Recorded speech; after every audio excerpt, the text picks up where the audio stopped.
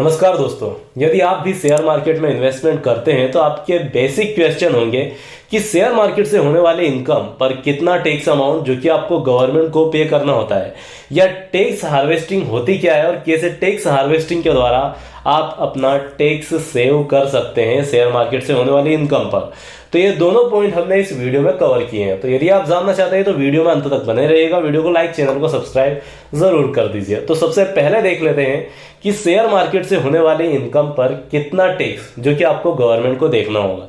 देखिए, टैक्स का amount decide होता है कि आप इंट्राडे ट्रेडिंग करते हैं या फ्यूचर ऑप्शन में ट्रेडिंग करते हैं या इन्वेस्टमेंट के हिसाब से शेयर में इन्वेस्टमेंट करते हैं। तो सबसे पहले देख लेते हैं कि यदि आप किसी शेयर में इन्वेस्टमेंट करते हैं और उसको जब आप सेल करते हैं, उससे प्रॉफिट होता है, तो उस प्रॉफिट पर आपको कितना टैक्स देना है।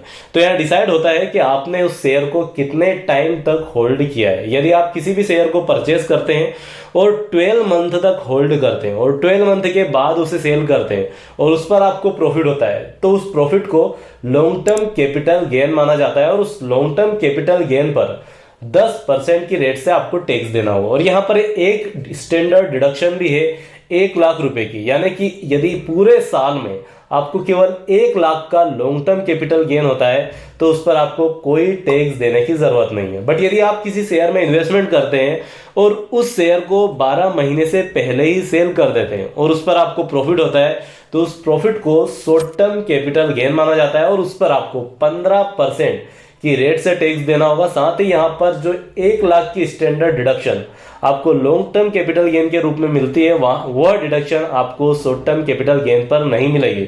यानी कि आपको यहाँ पर हर एक अमाउंट पर 15% के रेट से टैक्स देना होगा। इसको एक एग्जांपल से समझ लेते हैं। मान लीजिए आपने रिलायंस के 100 शेयर 2000 के रेट में खरीदे थे, जिनका आज करंट में रेट 2800 रुपए है। आपने इसको 12 महीने से ज्यादा होल्ड करने के बाद आप आज इसे सेल करना चाहते हैं, तो आपका पर शेयर जो कैपिटल गेन है वहां है 800 रुपए।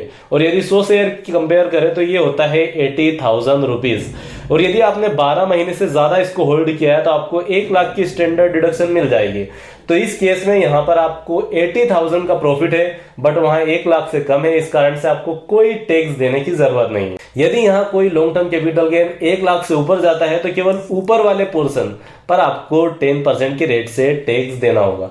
बट मान लीजिए आपने रिलायंस का जो शेयर है वहां 12 महीने से पहले ही सेल कर दिया, तो 80,000 पर आपको 15% के रेट से यानी कि 12,000 रुपए टैक्स के रूप में सरकार को देना होगा। दूसरा, यदि हम बात करें इंट्राडे ट्रेडिंग करते हैं या फ्यूचर ऑप्शन में ट्रेडिंग करते हैं, तो उससे होने वाली इनकम को बिजनेस और प्रोफेशन की इनकम माना जाएगा और उस पर जो भी आपका नॉर्मल स्लैब है इनकम टैक्स का, उसके अकॉर्डिंग ही आपको टैक्स देना होगा। बट इसमें जब आपको long term capital gain, short term capital gain होता है, तो इस बात का ध्यान रखें कि जब भी आपको लॉन्ग टर्म और शॉर्ट टर्म कैपिटल गेन होता है तो उसका अलग से कैलकुलेशन किया जाता है। मान लीजिए आपकी साल भर की इनकम 5 लाख है और यदि आप न्यू टैक्स रिजाइन में जाते हैं तो 7 लाख है, तो उस केस में आपको कोई टैक्स देने की जरूरत नहीं है यदि आप केवल सैलरी से इनकम अर्न करते हैं तो।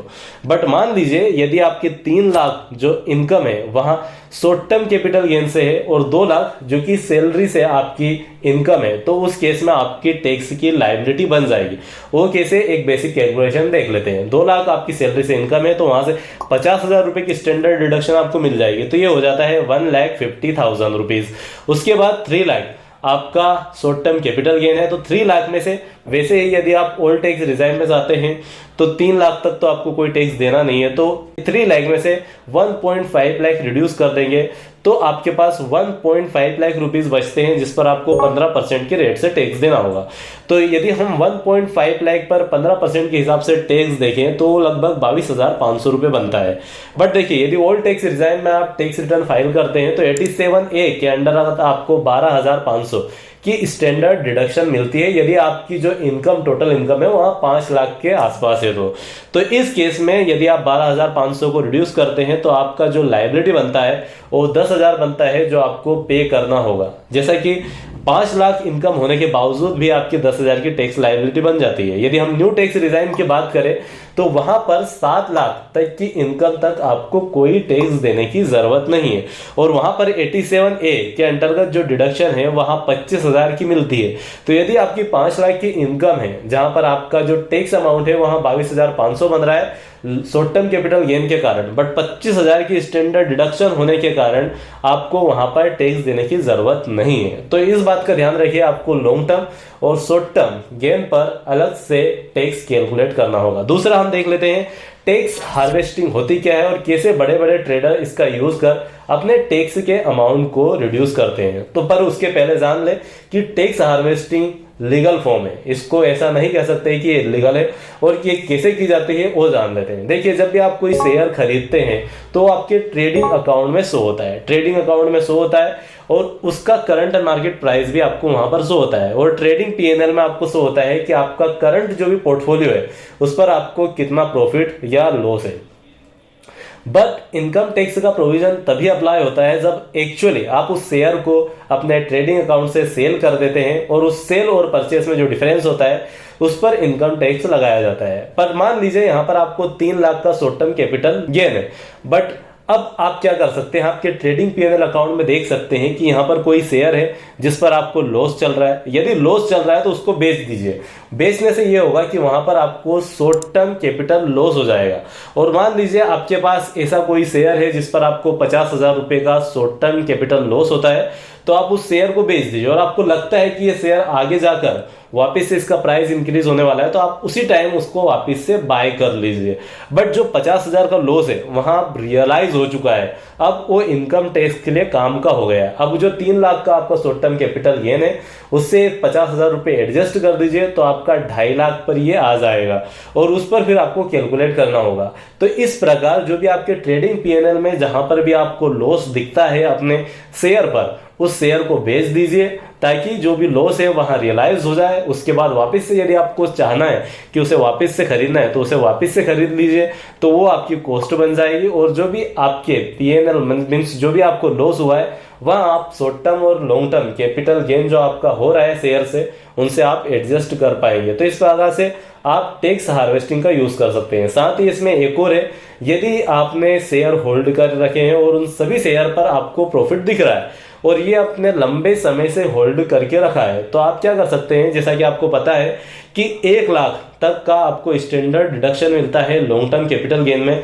तो आप 1 लाख तक का लॉन्ग टर्म कैपिटल गेन अपने शेयर को बेचकर रियलाइज कर लीजिए ताकि आपको स्टैंडर्ड डिडक्शन से वहां एडजस्ट हो जाए और आपको कोई टैक्स भी देना ना पड़े। क्योंकि यदि आप एक शेयर जिसको आपने 200 में परचेस किया था आप उसको 8 साल बाद 2000 के रेट पर बेचते हैं तो वहां पर आपको 1800 रुपए का बेनिफिट होगा। और 1800 रुपए बेनिफिट होके जो यदि आपने मान लीजिए 100 शेयर थे तो 1800 बेनिफिट होने पर वो 1,80,000 हो जाएगा। तो 80,000 पर आपको टैक्स देना होगा 10 साल बाद। तो उससे अच्छा है कि आप जो 2 साल में उसको डिवाइड कर लीजिए।